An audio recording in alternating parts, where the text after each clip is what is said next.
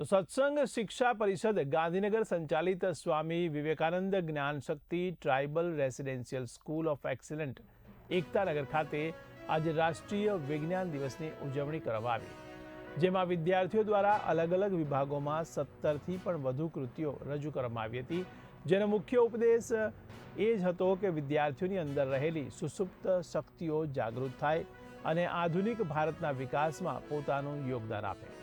આ સાથે વિદ્યાર્થીઓને સમજાવવામાં આવ્યું કે વિજ્ઞાનના વિષયને ફક્ત પુસ્તકમાં અભ્યાસ કરવા માટે જ નહીં, પરંતુ વિજ્ઞાનના વિવિધ પ્રયોગો દ્વારા સમજવાનો વિષય છે। મારું નામ અંકિત કુમાર મહેશભાઈ છે।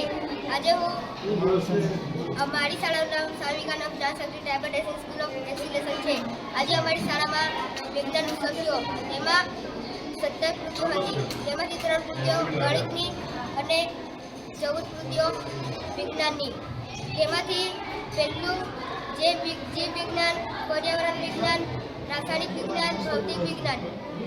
તેમાંથી ભૌતિક વિજ્ઞાનમાં 4, પર્યાવરણમાં 4 અને જીવ વિજ્ઞાનમાં 4 અને રાસાયણિકમાં 2।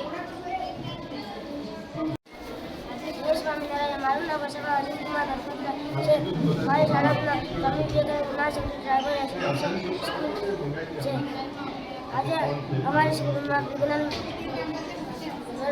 મેળાનો વિષય છે। અમે